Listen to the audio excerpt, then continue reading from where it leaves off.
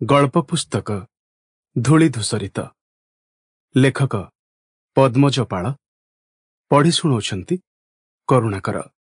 गल्प निजकु हत्या करुथिबा लोक माने। अजगर भली दुशासन कड़ नेउटाइला।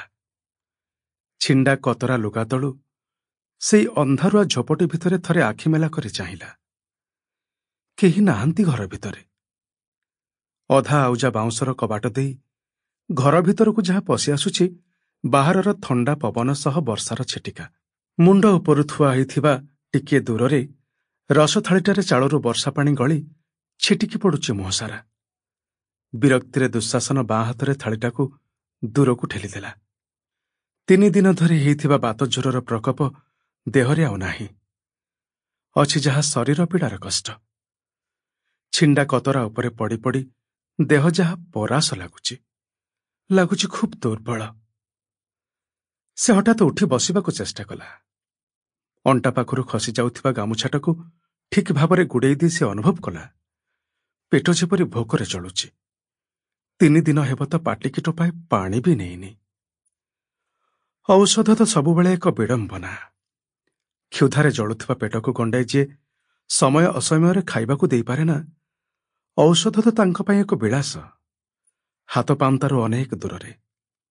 आखि थाई जहा नीरवरे देखंती, हाथ थाई ताको बढ़ई पारंती नाही।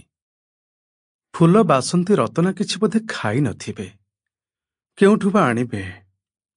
जर हेबार पूर्व दिनरु तो घरे मुठाए चाउल कि पैसाटिए नथिला। फूल भी तो कामकु जाई पारुनी।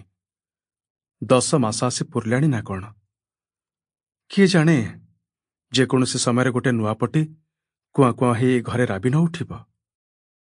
अथच ए समय फूलर से टिके जत्न नहीं पारुनी। पेट पुराई गंडाई ताकु खाइबाकु देई पारुनी। जर हेबा दिन ठारू ताकु से थरे भल करी देखिछि बोली तार मने हेलानी। लज्जा दुखरे से भांगी पड़ी चारिआडकु चाहिला।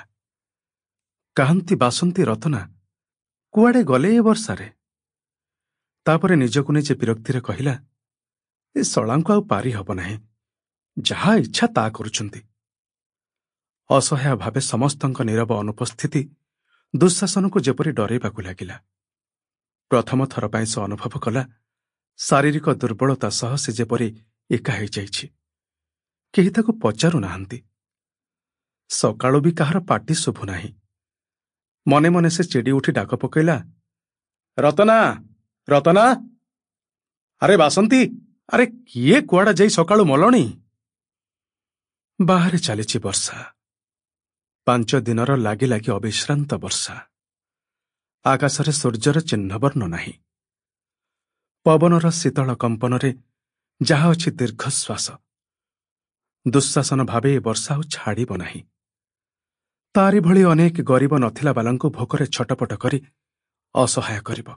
दांत देखाई अन्यमानंक आगरे आकुल विकल ही गोटाए टंका गंडाए चाउल मागिबार दयनीयता सह करिब लोक हसा।